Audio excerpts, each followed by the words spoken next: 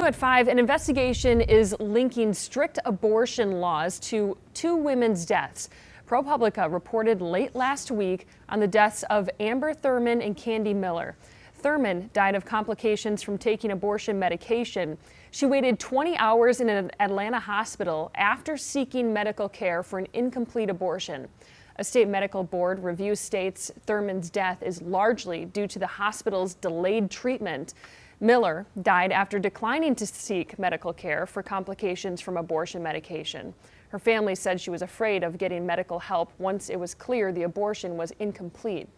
Georgia law bans abortions after a heartbeat is detected.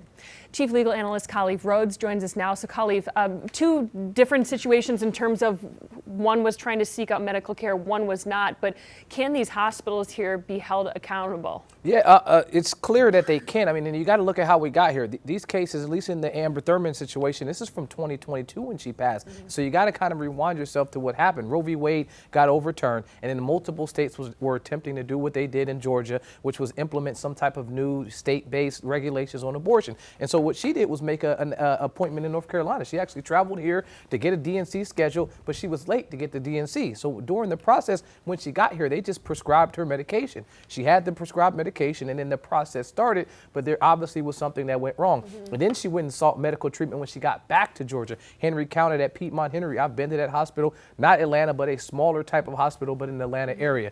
What I can tell you is once she did that, it seems like at some point treatment should have been implemented, even with these type of the laws that were in place. And when I spoke to the number of folks there and I looked at a lot of the research, it seems like this was preventable. And that's what the committee said. They said that this clearly was preventable, that care should have been provided. And so a claim, because it's 2 years ago and they were waiting for this report to come out, it seems like there will be some type of wrongful death claim sought now, because if you can see you have an agency that's pointing to it and you have medical professionals that are saying someone dropped the ball, there's going to be multiple lawsuits filed. Waiting 20 hours is a long time for any medical care, but was a hospital waiting for any sort of confirmation of if they can do this procedure? Was it related to the abortion itself? I think that's an excellent question. It's timing. Again, 2022. This law had only been implemented for 6 weeks. And so you have all these physicians running around and they're scared. They're like, listen, if I touch this person that is actually attempting to possibly have an abortion, I could be in Georgia a felony for even participating in helping a person that could potentially be trying to commit after the heartbeat is detected. Right. And so they were attempting and trying to figure out what to do. That was what they were saying. But all the signs were there. The signs were there that the person was septic, that everything that she was doing when she walked in there said that she needed medical attention, not just medical attention, but a DNC to be completed. And because they didn't do it, this person passed away. Yeah.